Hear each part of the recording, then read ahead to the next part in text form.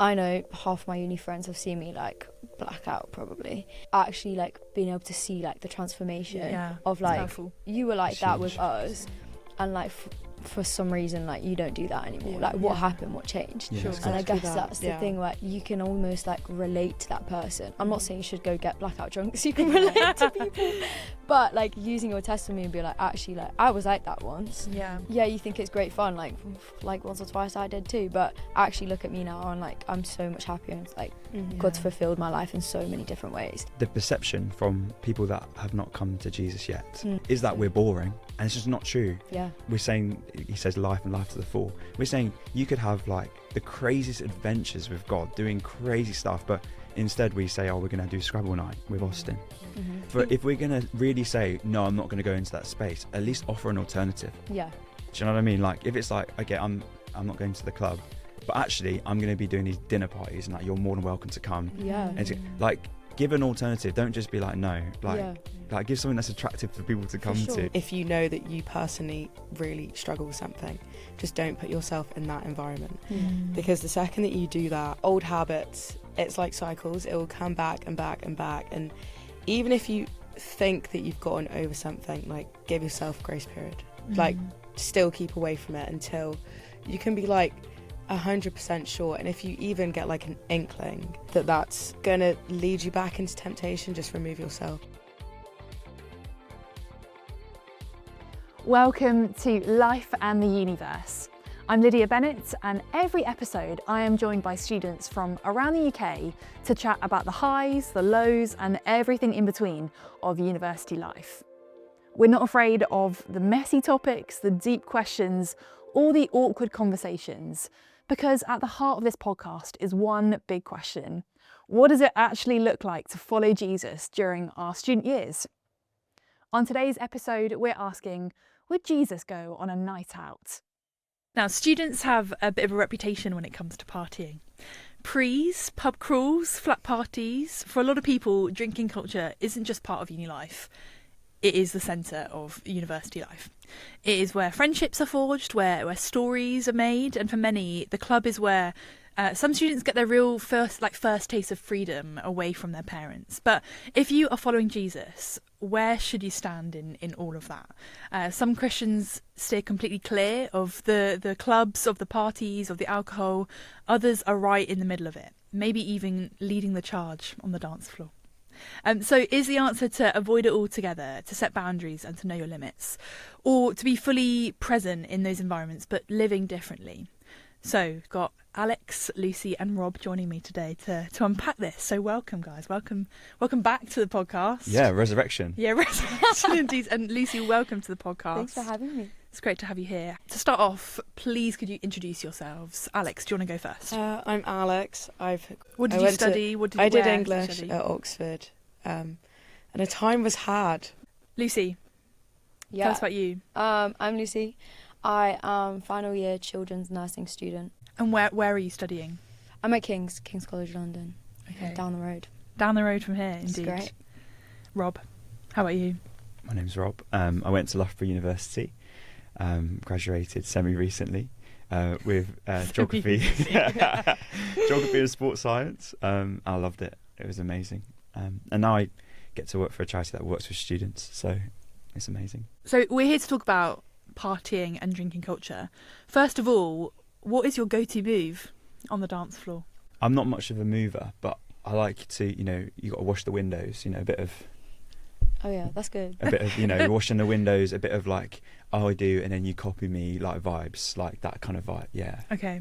Mm-hmm. Yeah, dad dancing, basically. Also not that much of a mover. I feel like I'm the one that's usually grabbing people to come onto the dance floor, and then I've gone to go get more people. So I'm not really a dancer. If I am, it's just You're just a gatherer. Yeah. Get the masses to the dance floor. That's my good move. I like that a lot. Yeah. I'd say I'm also not really like... I'm not a good dancer, but I will dance. Like, I'd say I'm like the hype. Like, if there's a mosh pit gonna start, I'm gonna like back everybody up to get going. Whoa, like, okay. I'd say like gun fingers, like let's Come get on. it. But I really can't dance. Like, okay. Yeah, I'd say hype girls the go. Like a wedding, like big party, mate. Love You're in it. the centre. I of love it. a good disco. Yeah. Yeah. Mate. So good. Yeah. And Lydia, you got some moves? Yeah. Why didn't you show us? Do you know what? I love a dance. Love it. Especially at a wedding. Yeah, Oh, right. but please tell me not a Kaylee. Well, I was going to talk hate about a a Kaylee. Uh, I flipping love a Kaylee. Oh, What's dear. that? but you can only See, like it thank if you you, know what you're Alex. doing. Well, Cheers. It's a what good. is You don't that? need to know. Don't No, I worry. It is wanna- classic Christian entertainment. Oh, Christian. It's It's very- so Christian. Okay. In the It's best way. horrific. I feel like I know what this is It's like like in a- the ether, but Do you know, like if like, you did it, I'd know it. reeling. You know, it's like reeling. It's like there's a guy at the front who, in a very timid voice, will be like, "And now you need to hold your partner's hand and you turn left and then turn right." Oh no. And they're explaining it more than you actually do it. Okay. And then the only I'm reason getting the why it's good is picture. because nobody knows what they're doing and everyone jumps around and has loads of fun. So that is fun, but the actual dance is... Not No, cute. I think I'm just it's not a really fan. I'm it's sorry, really guys. good because you don't have to be good at it. You don't have to. You're basically told what you need to do, I and it's really agree. fun. And I think it's good as well because you just get involved. Like, yeah, no one's looking at each other thinking you're a terrible dancer. That is true. That is Which a I think positive. it's a crowd pleaser. I think it depends. Everybody is Okay. dancing. Yeah. I was at a party in Germany and like it's slightly different because it was like German version. Yeah. Like when you're in like apparently European countries they like dance like is like a thing in school. So like they've learnt these dances from when they're kids. So being like I don't know like fourth English person there, all these people like know the dances off by heart. So yeah, that was a humbling experience for sure. Yeah. I from then on hated all of them. It's So, really, I feel like that's the case in Scotland as well. I think you're like Yeah. in PE, you're taught how to do these dances, So which I think crazy. is it's quite fun. Oh, but I think it's Well, like yeah. it builds community. It's like a fun Yeah. thing that you can all do together. If you know what you're doing. True. The- Okay. The really awkward No, thing though is okay. if you don't know anyone though, that's really awkward because You then have to find a partner. You have to find a partner. Yeah. Yeah. And if they make you get like guys and girls, then it just gets a bit like awkward. Oh, and then It's you're like- Yeah. left alone in the corner. It's a bit Yeah, like, it's quite oh, sad. bless. But I love a Kaylee. But I'd say what's my go-to dance floor move? Bit of ballet. No. No, I wouldn't be doing that. I wouldn't be whipping out the ballet on a dance floor. I would say I'm more of like a fancy footwork. Kind of Oh. person. So you actually can that's dance. not- Hello. That's quite So you impressive. pull out real moves, not I just don't like, know. I don't know if yeah. I can really. I wish I could. That is like, I would love to have some proper dance lessons. Like if I could go on Strictly Come Dancing, I would. Wow. You can I still really do want to that. learn. Maybe you should sign you Still up. time. I would be so. That is down pretty for cool. I that. feel like in London there must be loads of those. Do you know what? I Type it really in. want to start doing some kind of dance class, like Wow. Yeah. Salsa, I did a salsa bit of- dancing's in. ballroom dancing actually in sixth form, which I think was Oh. really fun. Oh. So I want to improve. Yeah, you should. That would be. Guys, that'd be I really do have a fun. confession. Go on. I was in a musical once, and I was in the dance chorus. Wow. Really? Wow. What musical was. was it, and what Um, did you? It was did Fiddler you- on the Roof, Really? and I didn't have a main role, let's say, but I was in the dance chorus. But I Wow. think that's just because, my role was just to lift people up and throw people Okay. and be like a bridge. A bridge. So, but that's my claim to fame when it comes to dance is Wow. that You're naturally gifted. yeah. At least you weren't like a tree. I feel like that's the go-to if you're part of the chorus. You're like a tree Yeah. or like part of the wall or Yeah, something like that. I remember being the yellow brick road. That was humbling. You were the road. Yeah. With the Oh, road. yeah. No. We had to like dress up all yellow, and there was like maybe a few of us, and we like formed like a small road. Oh dear. Very Ah. humbling. Quite key to the story, though. Quite Yeah. key to the Right? story of One of the most the important Beatles It's like the parts. donkey that that David was talking about. guys, it's important. Yeah. Okay. First question for you. What was your expectation of uni kind of party culture before you arrived at uni, and how did the reality compare? It's interesting. I went to uni in COVID, so it was a bit different because it wasn't like, when you go to the pub, you had to sit down on a particular table and there's only 6 of you allowed. Wow. So it was different anyway. So I didn't know any different. Mm. And if anything, that kind of took the sting out of what it would have been like to go with the whole party culture. But if I'm honest, I did the party culture stuff before I went to uni as a teenager. So I wasn't like itching to go because I was like, I'd already, maybe I was just a cool teenager, but I'd already had that kind of experience of going to parties and all these different things. So I wasn't like waiting for freedom.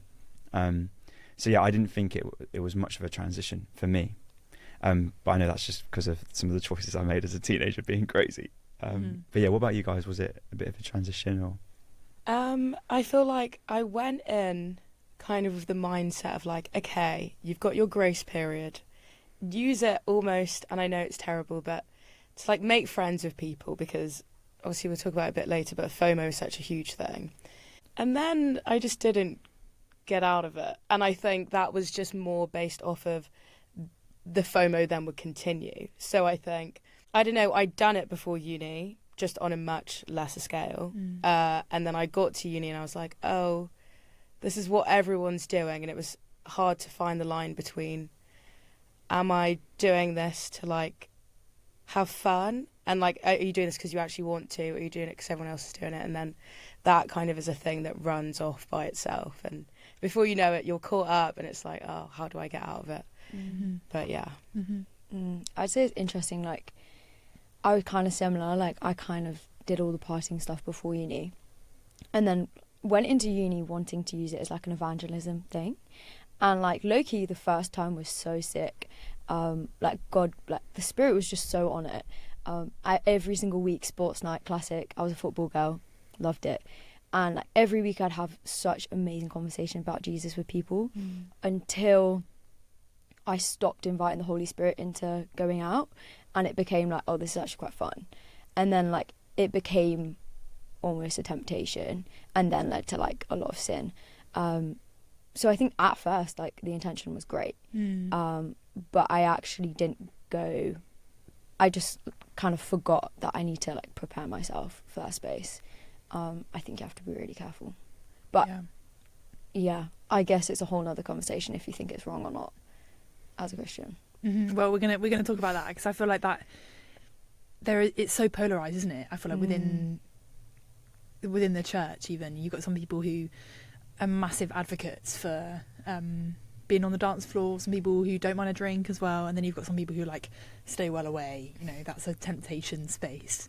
I think for me, I went into uni having not done any of those things. I've talked about this quite a lot on the podcast before, of not really having never really done partying before uni, and then coming in during COVID and being like, oh my goodness, the freedom is so fun. And also it was actually pretty like contained and safe, because I was in a household of 15 people and we couldn't go to clubs, so it was pretty safe, and we were with people that we trusted. And I think that was actually a really good thing, because I think the temptation would have been to go feral, I think, probably in first year, and I was really glad that I didn't. But I think the freedom was definitely enticing, and was very new, and being away from home and not knowing anyone, and people not knowing as well what you'd done in the past, whatever. And I thought that was really freeing. And I think as well, like everyone was doing it, everyone was going out, but I was very lucky in the sense that the people that I was with in my corridor, I guess, it was completely normal to want to stay back as well and not go crazy. So I think that allowed a lot of people to, you know, the permission to say, actually, I don't want to do this. This is not, you wouldn't be massively missing out if you didn't want to go crazy. But I think it's so easy to get sucked into. It's like, that is the epitome of fun at uni. That is what you should be doing, because why wouldn't you? That's like what everyone does. I'm kind of interested to know your thoughts on that, what you just said, Lucy, about where do you feel like you sit on the kind of spectrum in the Christian world, and how do you feel about that whole debate in general? Because I feel like, as I said, it feels quite polarised, doesn't it? Sometimes you've got people like, well, you're not allowed to party. I think I saw a video on Instagram a couple of weeks ago being like, so as Christians we're not allowed to party, so this is what I do instead. And I was like, it's like Footloose. What? Is it Footloose? What? Is it the movie where they're not allowed to dance? What's that one? Is it Footloose? Is it Dirty Dance? Footloose. It's Footloose. You guys don't, come on, guys. No, step up. it's really poor culture. We were giving you absolutely nothing. Yeah. Sorry. Footloose, basically, if you've not watched it, they ban all the kids from dancing. That's really sad. Oh. there you go. That's really, yeah. It's like sad. Happy Feet. Wait, is it based off of the same thing? Maybe. Yeah, maybe it's similar the story. same. Damn. Crazy. They remade it. Sorry. But I've been thinking about this, and I've got a scripture to read us. Is that okay? Go for it. From Colossians, and it says, "Therefore, let no one pass judgment on you in questions of food and drink, or with regard to a festival, a new moon, or a Sabbath. These are a shadow of the things to come, but the substance belongs to Christ." Basically, I love that bit where it says, you know, therefore let no one pass judgment on you on questions of food and drink. Like, we have our own opinions about like what we should do. Everyone will have their different limits, but like, who am I to cast judgment on another Christian for the choices that they've made? And who are they to cast judgment on somebody else who might do something differently? So I think that's just got to be the first base. Like, all of our opinions that we're about to bring are like what we've navigated, but you can take wisdom off that if you're listening, but also like go to God and work that out for yourself. And if someone does like judge you for a decision you make, if you're actually in line with God, then have nothing to do with them. Like, that's not a healthy Christian friendship, of one of judgment and condemnation. I just wanted to say that before, because let's end the episode there, shouldn't we? Just because like this has been such a thing, and such a debate in Christian circles, and it annoys me so much. Because I've got a particular opinion, which is that I'd prefer to be a light in the darkness than to be a light in under a bowl. So good. I'm pretty firm on my position. But if you're an ex-alcoholic, right, and you've become a Christian, don't go clubbing and do drinks ministry. Like, that's the most, use your brain. But I think, you've each got to come to their own place. So that'd be my position. But what about you guys? Where did you come to? Where did you land with this whole thing about drinking and going out? I think same sort of thing. It's just like any struggle that you have. Like, if you know that you personally really struggle with something, just don't put yourself in that environment. Because the second that you do that, old habits, it's like cycles. It will come back and back and back. And even if you think that you've gotten over something, like, give yourself a grace period. Like, still keep away from it until you can be like 100% sure. And if you even get like an inkling that's gonna lead you back into temptation, just remove yourself. As you were reading, I got reminded of like Ephesians 5:18 is like, do not get drunk on wine, which leads to debauchery. Thank you. But instead be filled with the Spirit, right? So I think like there's obviously limits, and I think don't get drunk. Like, it literally is biblical. I'm so sorry. Like, love you, but it's like in the Bible. And I think actually like the whole Spirit thing of being filled with the Spirit, I guess that's what comes back to my story of like when I stopped praying for the Spirit and like going out with intention of like, okay, like, Jesus, be with me. Actually, like, I think it's about your intention. Like, are you being filled with the Spirit? Are you like discerning things well? Or are you just being taken afloat by like the way that culture's going, the way that you're being like pressured by other people? And I think, as soon as you do get like any inkling that you are, that's when you have to be like, step back and be like, okay, like, I really need to think like, is this actually good for me? But I think that's also a thing, because people say, oh, you can't party. Like, actually, like, it doesn't always have to be a ministry. Like, if you're with your mates and you want to have like a good time, like, Christians are still allowed to have a good time. And I think the perception from people that have not come to Jesus yet, I'm not saying non-Christians, because I don't like saying non-Christians, but people that haven't come yet, is that we're boring. And it's just not true. Like, actually, they're more likely not to come to faith because they think you're weird. 100. But they're more likely to not to come to faith because they think you're boring. And it's actually right. Well, we're saying, he says life and life to the full. We're saying you could have like the craziest adventures with God, doing crazy stuff, but instead we say, oh, we're going to do Scrabble night with Austin. Like, like, do you know what I mean? Like, we have to we need to like offer, if we're going to really say, no, I'm not going to go into that space, at least offer an alternative. Do you know what I mean? Like, if it's like, okay, I'm not going to the club, but actually I'm going to be doing these dinner parties, and like, you're more than welcome to come. And like, give an alternative. Don't just be like, no. Like, like, give something that's attractive for people to come to. Because if you're doing it for an evangelistic message, then at least give them something to have. As but well. Also, that's when like you almost like start to bubble yourself, and I think that's where I've seen some of my Christian friends who are like super afraid of that environment, that actually the only friends they have are Christian mates, and they have no exposure to anyone else. And obviously, we're disciples, we're meant to be sent out to go declare like the gospel to people, to like where we've got good news, like we want to share it. And I think actually by bubbling yourself, it's great for a period. I think that has a grace period. Like, sometimes you need healing and you need to focus on yourself, and sometimes that is really helpful, but it shouldn't be a long-term thing. I don't think. And actually going into some of these spaces, or perhaps like maybe not clubbing but something else, actually is really important. And so like involving yourself in uni culture without taking yourself out completely is really important, I think. Just on that, on like protecting yourself as well, and the grace period once again, like when we're called to be of sober mind, it's not just for ourselves, it's so that we can go out there and help others. I can't help you if I'm talking to you drunk. First of all, you're going to see me as a hypocrite. Second of all, you're just going to think, well, you're telling me like all of this stuff, but you're not practicing it for yourself either.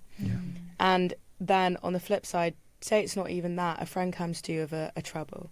In your sober mind, you could probably give them the best advice possible. Definitely. Now you're giving them this skewed perspective because you're not even right for yourself. Now that person's lost out because you weren't there in that moment. So I think that's why it's also important. Like, yes, protect yourself first and foremost, but once you're ready to step out, know that now you're sober for other people as well. So for sure. And we are ambassadors, aren't we, for Jesus wherever we go. And obviously there is responsibility that comes with that, but you know, whatever space we're in, we are reflective of who Jesus is. I remember, I think I've said this on the podcast before, but I'm in my final year of uni, I was really convicted. I was living with two friends who were kind of struggling in faith, but we were chatting. We used to go out quite a lot, and I felt like we'd talk about literally anything and everything. And they were asking me like, would I ever do drugs? Like, would I ever do this, whatever? And I was like, no, I wouldn't, because it says in the Bible that to be of sober mind. And they were like, but you go out and like drink a lot, or like you get drunk a lot. And I was like, very humbled. Like, and it was so hard to hear. It was just a moment when you thought, oh my goodness, I'm being a hypocrite in this moment. Like, where's my integrity? I'm saying one thing. I believe what scripture says in this area, but not in another. My actions aren't lining up with what I'm saying. It was such a challenge, and I thought, oh my goodness, I really need to get that sorted out with the Lord, because, and actually that was a real turning point for me. Good rebuke. Yeah, good rebuke. And I love a rebuke. It was just really powerful, and actually I don't think I've pushed the boundary since then, and That's that was so like 3-4 years ago. 3 years ago now. But I just thought, gosh, that was such a challenge, and I think sometimes we do need our friends to say those things, and it was horrible to hear at the time. I guess though, on the flip side of that though, I feel like sometimes with those conversations there can be good things, in terms of, like, I've had similar conversations with my friends at uni, and they'll be like, oh, but if you're a Christian, then why do you come out on these nights out and stuff like that? Sometimes though, like, having the thing of, but I'm still a Christian and I still love God and stuff like that, that opens up questions of, wait, so how do you balance it, this, that? And that can be fruitful sometimes. But obviously you should practice what you preach as well. But I've just found that good things have come from that as well. Like, yes, I've been checked for myself, but they're also questioning why, so you still believe and you're still doing, and I don't know. We're into like the power of testimony, right? I guess like when people see like what you've been for, like, I know half my uni friends have seen me like black out probably, so like actually like being able to see like the transformation of like powerful. You were like that with us, and like for some reason like you don't do that anymore. Like, what happened, what changed? And I guess that's the thing where you can almost like relate to that person. I'm not saying you should go get blackout drunk so you can relate to people, but like using your testimony and be like, actually, like, I was like that once, and like, yeah, you think it's great fun, like once or twice I did too, but actually look at me now, and like I'm so much happier, and like God's fulfilled my life in so many different ways, and like if it happened to me, it can happen to you. And I think that kind of like relation and testimony actually is really powerful. And it's just a reminder again that our friends are watching us. And they are. And all the time. That's Definitely. So scary. But like I was with my friends that I grew up with 2 weeks ago, and then none of them are Christians, and like they really do see everything that you say, they do pick up on, and they're like, I remember when you said this like last year. Is that you still doing that, or like is that something that you still believe in? Because I remember you saying that, and I was like, oh my goodness, I forgot that came out of my mouth. But it's such a challenge, isn't it? But our friends are watching us, and it's, as I say, it's a responsibility, but like what a privilege to be able to carry the Holy Spirit into every conversation and every situation that we're in. That's really cool. Well, guys, I've got a bombshell. Go on. I actually worked in a pub at uni. So Wow. good. I did. It's called the Tap and Clap. What a name. What a great name. And it was a very interesting experience on this, because then people were like, aren't you the guy that preached on Sunday? Why are you behind the bar? Mm. I was like, oh, actually, that's a very good question. Mm. But I chose to be in that space to try and be countercultural, and it was all missional. And I think kind of what you're saying, Lydia, is really important with the whole friendship evangelism. Like me working in that space meant that I got to know the locals like so well. Yeah. And they saw the way that I acted, and they saw the way that you had integrity. They saw the way that you would only pour like one shot of vodka rather than two when someone's like, you know, they saw all of that. And I think it's life on life. Yeah. It's life on life. And so if you've not got opportunities to be life on life for someone, I'm not saying everyone should go and be a bartender, but if you've not got opportunity to be life on life for someone, then you need to change something a bit about that. Just on that, I think let's talk about alcohol then. What do you think is a healthy biblical relationship? What does that look like when we're talking about alcohol? Well, in evangelism, there's so much misunderstanding about what Christians think about alcohol. I think that's because probably there's misunderstanding within church about what Christians believe about alcohol. But generally, everyone's like, "Oh, so you don't drink?" I'm like, "It's not a teetotal religion. You know, it's not Islam. Islam is a teetotal religion. Christianity is not. Like Jesus obviously walked into wine, the story that everybody knows, and so there is an alcohol. There is a place in it. Obviously, for some people, it's to not drink. If you've got an issue with drink, then don't do it. But I think, as you said earlier, like don't get drunk on wine because it leads to debauchery. Don't do things. And normally, the way I describe it to people is when you do get really drunk, do you make stupid choices? Yes. Yeah. Right. There you go. Hence why I would not, because like I know that if I do that, then I'm putting myself in harm's way to make stupupid choices, and I don't really want to make stupid choices anymore. So that's what I would say. As in, like, if you know that you're a really massive lightweight, you can only have a half pint and you're out, then don't do it. Yeah, know your limit. Just don't do it. I was about to say, yeah, exactly. It's just simple. I think it doesn't need to be that complicated. But just don't kid yourself. Not much to add. Like, just know your limits for yourself. Like, the biggest thing that I found was that I am just a huge lightweight, and that is just like it was so humbling. But I was like. Cheaper.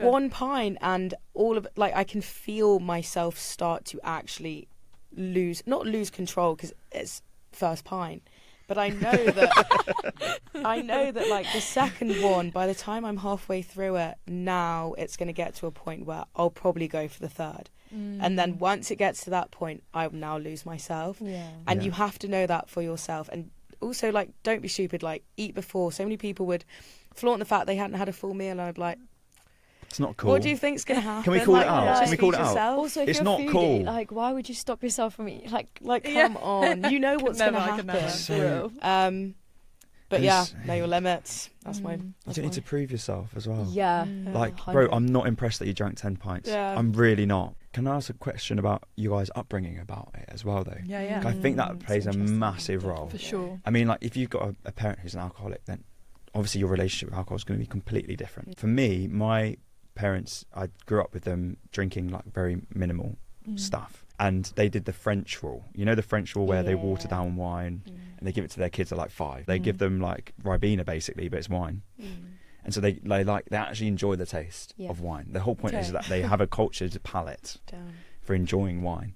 And so my dad took the same approach but with beer, in the sense that we'd have like this much beer and then like that much lemonade. Like, that's so good. From like is that young shandy? Age. Yeah, shandy. But more than it's like watered down shandy. Yeah, like a watered down shandy from like, I want to say the age of 10. Wow, love that. Like young.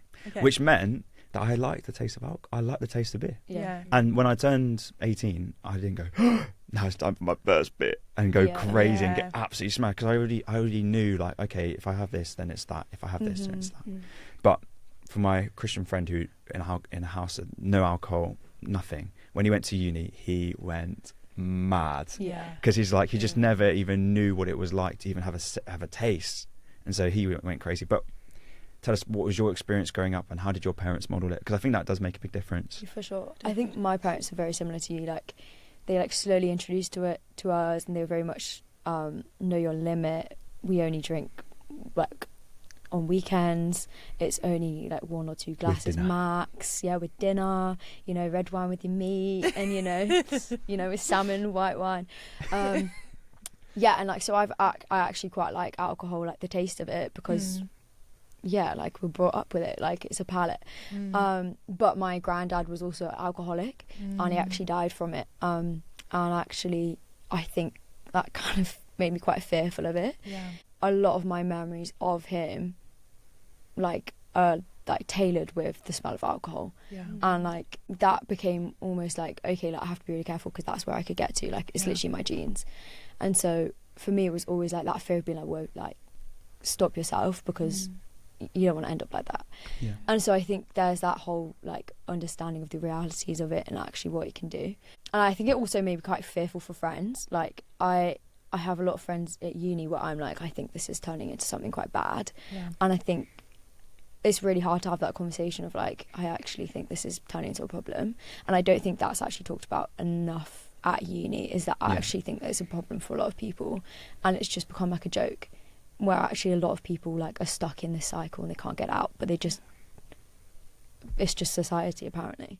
But yeah, I think it's really hard when you see that, and actually like, you know the effects of it and like the long-term effects as well. Yeah. But I think often we don't associate alcoholics with like uni age students, do we? No, it's really sad. And I think you're so right. I think it's actually so much more, it's so present in a way that people don't really acknowledge or recognise. Yeah. And yeah, I'm had some interesting conversations with friends, and they'd like tell me about their habits with drinking. You're like, that's not normal. No. I think you're normalising it in your mind, but I don't think that's actually healthy or normal. But like, how do you talk to someone about that? Because that's such a big label, isn't it? You know, alcoholic, or like that feels like quite a heavy thing to suggest to someone. Yeah. How do we have that kind of conversation with our friends? Like, what on earth do you do in that situation? I think you have to be at a certain relationship with that person. I don't think you just be in friendship. like I don't think you go in the pub and be like, you're an alcoholic. But actually like having a sit down conversation, and maybe not telling them, but being more like reflective of like, okay, like how much are you drinking? Or like, oh, like do you think that's normal? And like, do you feel a need for it? And actually asking those open questions almost allows them to make that decision themselves and come to the conclusion themselves. So then you're not put in the position to have to name that over them. I don't know if you guys have. Yeah. I think a lot of people that aren't Christians yet have never had it modelled to them what it actually looks like to have a healthy relationship with alcohol. And so I think, like, obviously words, conversation, but actually living it in front of them is a huge thing. And permissioning them. Like, I found a very interesting thing of like, when I said no, that other people very quickly were like, thank goodness somebody said no. And so actually making that stand means that people who are feeling pressured into it can come and stand with you. For sure. So I think the way you live 100%. and then So also good. the chat is important. But anything else, Alex, what are you saying? No, I was like what you grow up with and like what your parents model to you. Like growing up for me, I don't know, I feel like this is maybe more of a ethnic thing, but I feel, I don't know, ethnic households, they don't really like give children alcohol when they're growing up, and my mum would like have a glass of wine and that was fine, but she was like adamant to me, like, I've never been drunk, like this, that, the other, and it was a stricter upbringing, and like I was always led to believe that my dad also didn't drink alcohol. So then for me, like, I would like sneakily drink before uni, then I got to uni and it was like free for all, like I don't have a parent that's controlling it, and that is, I think, worse. Like I wouldn't bring my children up in the same way. And it was so funny because like a year ago I was talking to my dad about just like how much I was drinking and like how it was making me feel and stuff like that. And I was like, yeah, and like you and mum like never drank, so it's just like whatever. And he was like, wait, what made you think that? And I was like, oh, mum always told me that you never drank alcohol. And he was like, no, like me and my sister used to steal my dad's alcohol all the time when we were like children and get fully drunk, and that's why I never drank. And I was sat there and I was like, that story. you silly man. Why didn't you tell me that like ages and ages ago? Because you don't understand like the power that has on me now. I've been sat here thinking that my parents have done it all perfectly, and then I feel like I fell short of the standard you're setting, and that's how it was relayed to me. And you're telling me it's because you learnt your lesson years and years and years ago. I was thinking, okay, well, when I have children, let me just be upfront and honest about my relationship with alcohol when I was younger, because that will, I think, change their trajectory so much more. Yeah, I'm hoping. It's so helpful. I think that's so interesting that, because my parents were similar to your parents. Like they're not big drinkers. It's never been a big part of our family culture massively to drink. And I remember my mum telling me that she'd never been drunk before, and I remember being at uni thinking, oh gosh, I'm such like a failure as a daughter, because I've pushed the boundaries a little bit too much. But you're so right. Like, I think that can set like a standard that can be sometimes really, can make you feel that like regret and maybe a bit shameful. But I want to talk about regret and shame when it comes to those moments where you feel like you have crossed a line. How do we deal with that? I mean, if it's a friend, how do we deal with it? Like, what's, as Christians, like, how should we be navigating that? Don't let it be a thing. Like, truly, if you have taken it too far, go straight back to God. I've lost out on not so much time, but I think I spent so long thinking, I'm drunk, now I can't be close to God, now I'm going to run as far away as possible. Then you have to make that journey back to him. And I just sit and I'm like, you were sat there thinking God will be so angry at you, all of the rest of it. He just wants you to be close to him. He's asking, like, where are you in relation to me? Yes, I've drank and I've fallen short and I've sinned, but I'm making it 10 times worse for myself by hiding in a corner and not even confessing that I've done that, asking for help, seeking forgiveness. Like, you have to do all of those things, even if, like, everything in you is saying he doesn't want anything to do with you, because that is just complete and utter lies from the enemy. Like, get yourself back with God. No, that's so straight good. off the bat. That reminds me of, like, I was in a Bible study with some friends, and we were reflecting on, like, the fall, and how actually, like, as soon as Adam and Eve fell, like, God asks, where are you? And actually that wasn't for, like, them to, like, have all that shame, but actually God's inviting them to, like, repent and, like, be close to him once more. And I think we can take that then as an example of what we need to do. Like, we should come to him in repentance, and like, he lovingly convicts us as a father does, in hopes that we can be Christ-like. And I think actually it's really interesting when people hold on to shame, because shame isn't from God. So having the ability to know that that shame is tied with the enemy. Yes, what I did was wrong, but the shame that I feel is actually from the enemy, because God provides that forgiveness and grace. And as soon as you receive that, you then lay it down at the foot of the cross, and you let go, and you move on, and you do better. I think I've been reflecting a lot on the word sorry. And when we say, I'm sorry to God, like, do you actually mean that you're sorry? Because sorry means, oh, I'm not going to do it again. So when we say that to God, do we actually mean it? Yeah. And so I think it is a really interesting thing, like, having that conviction from God, because it is in love. And I think people can get it really screwed in the sense of, like, he's being angry at me, I want to run away. Take joy in that conviction. I think the second that you stop feeling that, then you're truly in a rut. Like, if you're not feeling any form of guilt or whatever for what you're doing, then that's when you really do need to, like, lock in. But if you're feeling that conviction, like, that is still God pulling on your heartstrings. That means you're still near enough to him. Yeah, I was going to say, from if you're journeying with people that are going through it perspective, I have been in that situation as well, of course, but like, I've been reading a book recently, and it talks about Mother Teresa a lot, and how an amazing example she was of how she just loved people. And when she was always asked, like, why are you loving this person who's, like, a wretch, like, gonna die, she was like, well, for me, I'm serving unto Jesus, like, as if they were Jesus themselves. And so I think one of the most beautiful things that we can do is journey with our friends through it, and, like, be there to pull their hair back when they're being sick, and, like, be there in the morning and making them some eggs on toast, like, being, like, really present, because the enemy wants to isolate people. And so it's not being overbearing, but it's being present, it's being a good friend, and it's being a space where they can bring things to light which they're at the moment hiding in darkness. So I would always want to step in with someone who's going through a harder time when it comes to this whole area of partying and alcohol and everything, than to step out and to say, I'm done with you, like stuff it, like I want to step in that's good. and love them like Jesus would.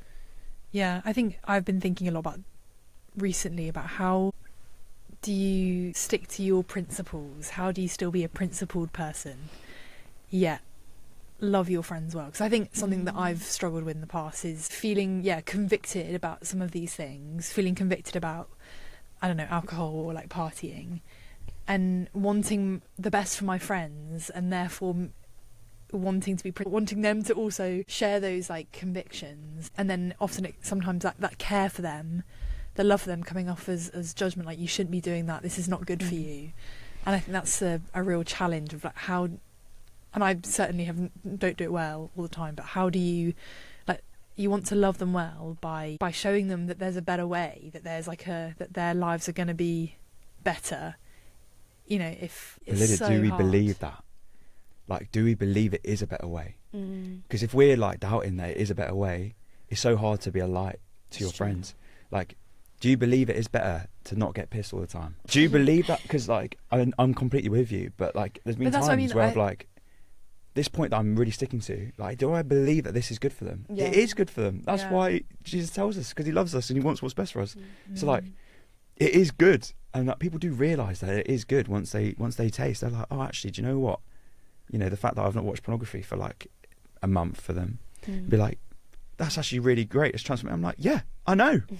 Like, we shouldn't be surprised when people are actually like, oh, that is actually really good, because it is good. But I think that's the struggle though, of like, because I feel convicted, like, I know that this would be better for you. Yeah. But then I've had situations where my friends have been like, I feel like you're judging me because you feel so strongly about this, so I feel like I'm falling short in that area, and you're judging me because I'm not doing it as well as I should, or I've fallen down again. And I think that is something that I'm navigating. Like, how do you stick to those things that I know to be true? I feel really strongly about. It's care and love coming out probably in a way that's not as good as it should be. Yeah, but I think there's a place for it. The little rebuke that you had from your friends. Yeah. I think that at some point there is a place to be like, definitely. hey, like, I'm saying this because I love you and like, I want the best for you. Like, bro, you need to stop drinking as much as you are.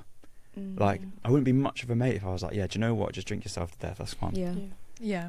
Like, there is a place, but that's hard, and it's not everybody's as confrontational as me. I know, but anyway. Yeah. How do you do that? How do you not be we don't be yes men all the time. You don't want to just be affirming your friends. 100. I think that's the thing. Like, if then you're a yes man in everything else, somewhat, then I think it's like a parent telling you off. Like, but when you're really seriously talking to them, that should be a thing that, like, okay, maybe they will heed what you're saying a little bit more, because you've sprinkled it with that little bit extra, like, seriousness. It's like, I don't usually check you on these little things, but this is the one thing that I'm actually going to, like, tell you seriously. And I think, I don't know what, obviously everyone's friends are different, but I feel like with my friends, they would hear that, because I don't do that usually. Like, I wouldn't tell them off for other things that they're doing, because like, there's bigger fish to fry, sort of thing. I think it depends also, obviously, the dynamic of the friendship as well, because if you have said to each other, we want to be like Jesus, we want to be holy in every aspect of our lives, if that is like, you've set that from the get-go, like, I want you to call me out, I want you to keep me accountable, then it is easier, isn't it? But like, if you with a friend and they're like, it's tough. What, like, I don't want a parent right now, I want you to be my friend, like, so hard. I think it makes me like think about just before uni, so like college time, like a lot of conversations about drinking came up, because obviously you're just like 18, all of this. And my mum, like, very much has been telling me that she was like a bit of a rebel. She would get drunk, go to parties. Oh no, she said she didn't get drunk, but we all like, come on, Lizzie. like, Lizzie, come on, man. We know what you really were up to. Anyway, no, I'm telling you, some of the stories was like, if you did that sober, that's insane. Speak. Anyway, we love mum, and like, she was like, oh, learn from my mistakes. And being the personality that I am, I was like, no, I want to learn from my own. And like, I think as well, that whole culture, I don't know if people have heard of like mum law, dad law, like, oh, I want these stories to tell my kids. I kind of fell into that trap and was like, bro, I've got to live like a lit life to tell them all the stories. And so I kind of went full steam ahead with that and like was like, no mum, like, yeah, you've learnt from your mistakes, but I want to learn it my way. And actually she just had to kind of let go after a bit and just be like, do you know what? Learn from your mistakes, mate.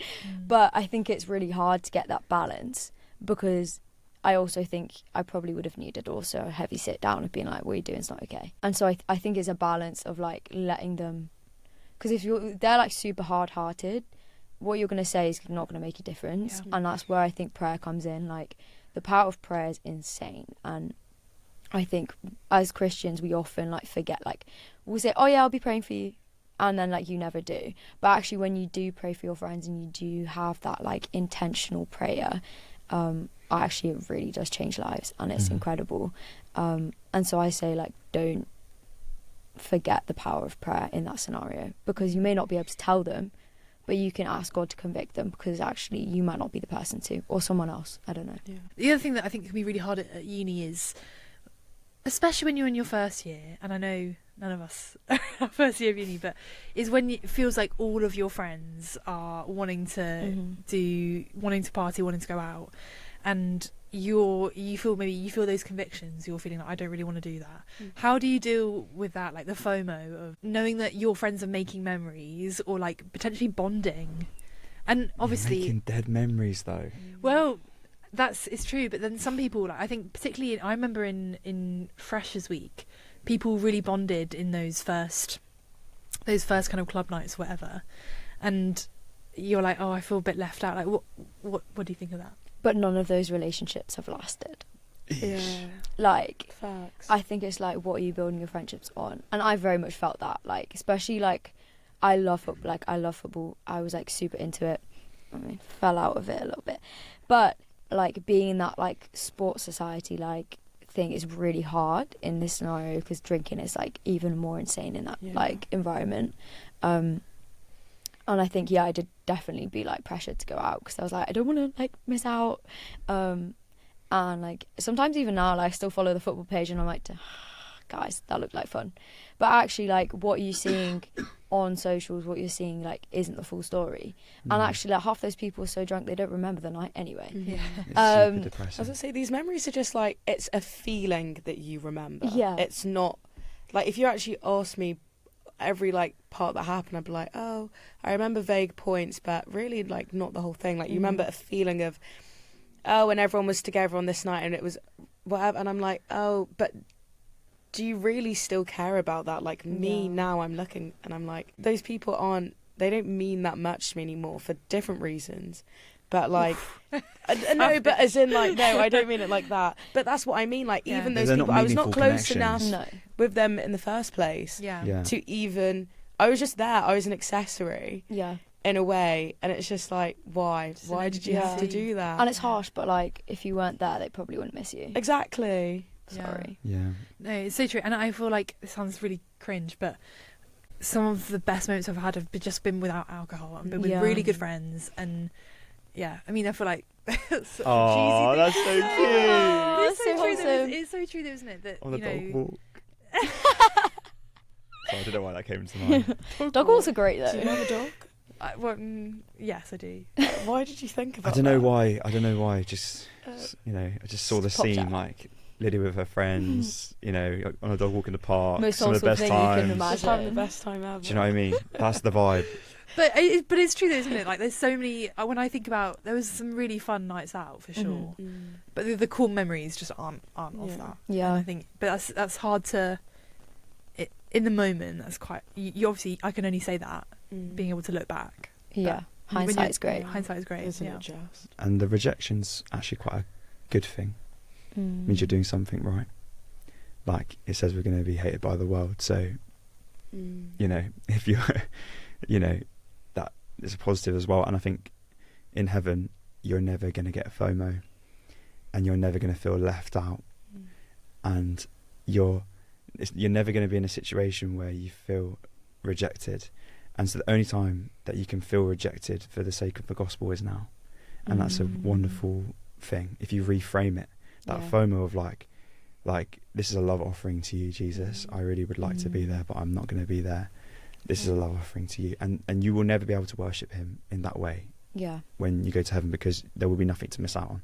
So this is the only time that you can worship him like that. Isn't that amazing? Yeah, that's so cool. If we framed it like that for first years, saying like, put your worship to him, you'll never be able to worship him like this again. Yeah, like, so powerful. I think that's a really cool like reframing of it. I think as well, like something to like also add is that I think maybe this is a whole other conversation, and so I won't go into it too much, but like I think people don't really talk about the loneliness in uni that much.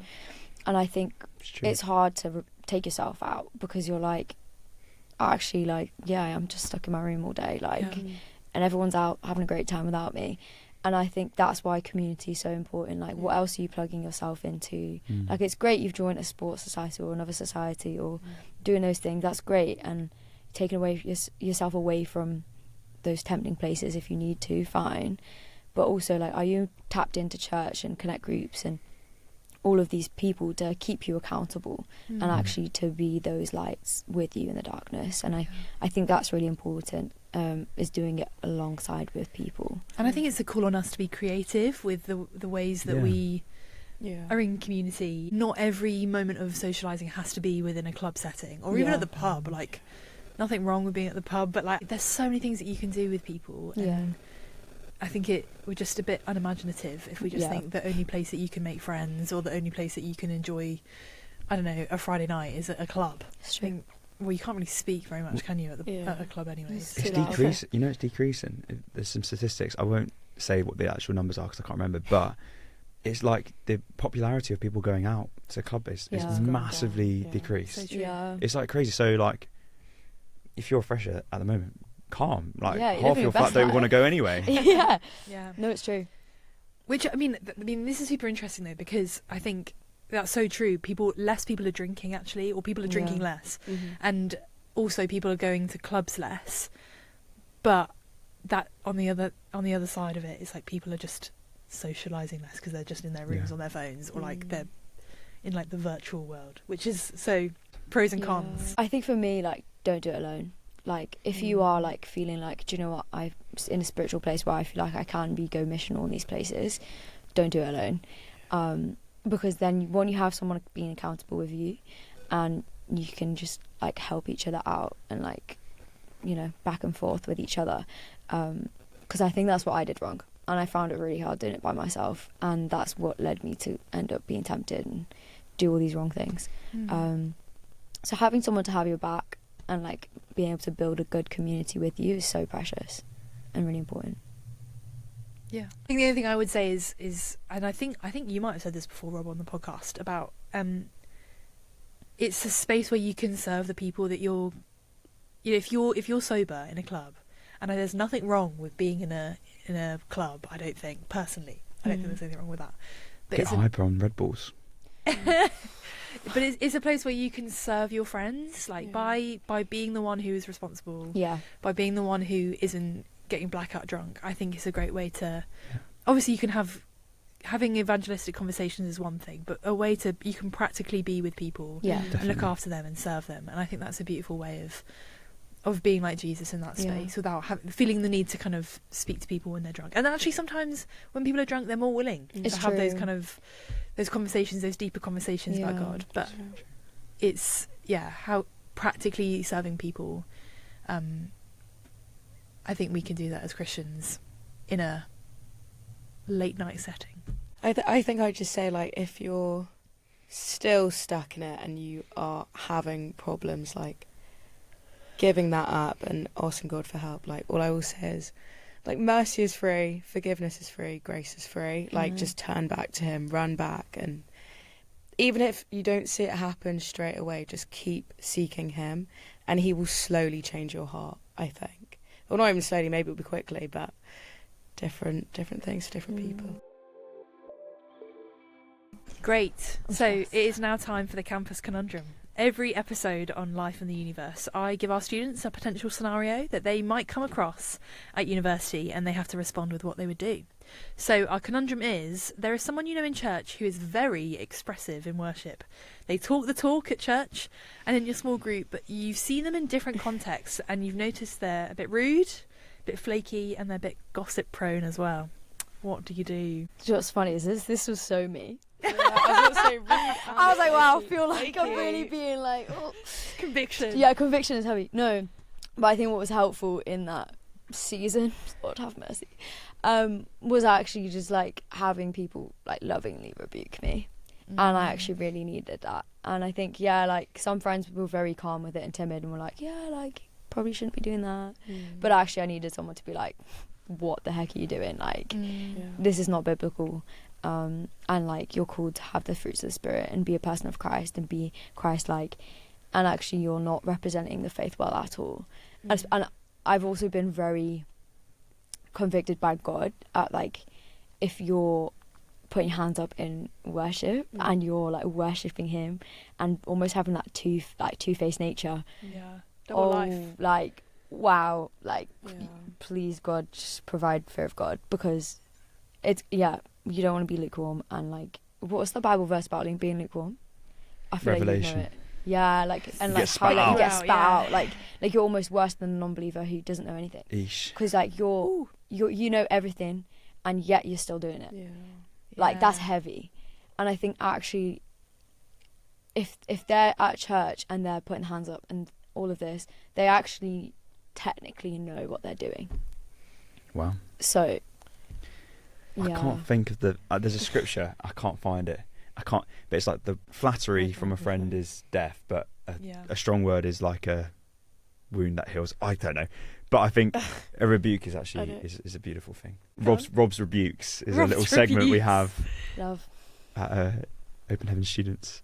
No, I'm joking. That's kind of light. But I think there is a point of where you do need to say, hey, like, I'm not sure about this. I actually had this situation with somebody who would speak in the gift of tongues, but I knew would never speak in tongues when he wasn't in a public setting. And I was just like, I knew that.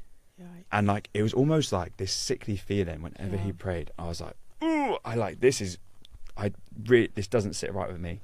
And as a believer and someone who knows Jesus and having this, I needed to talk to him and just be like, hey bro, I've just noticed this, like, talk to me about it. And actually we had a really good chat and it was really good. But you have to be brave to talk about these things. You have to be brave and say, hey, like I want to seek to understand where you're coming from. Like, what's your kingdom perspective? Because from my side, it looks like you're doing X, Y, Z. But I know that you do have a relationship with Jesus. So I'm going to choose to assume that there's a really good reason for why you're doing this. Yeah.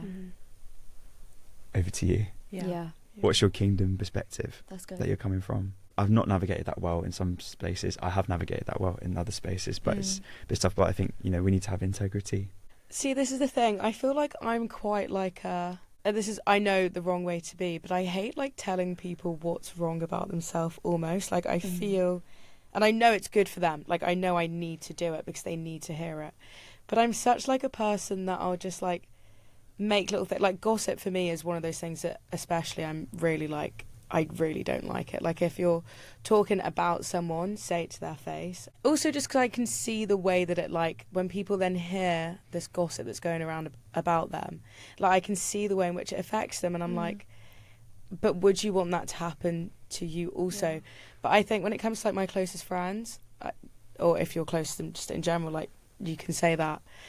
But like, I don't know, I'm really not good on this stuff. Like I don't tell people. I'll just be like, oh, that was a bit rude. And then walk away like tail tucked between my legs sort of thing. But yeah, I'm learning from you guys. No, I'm feeling quite convicted because I have a friend who's going through this right now. So I'm kind of taking notes right now.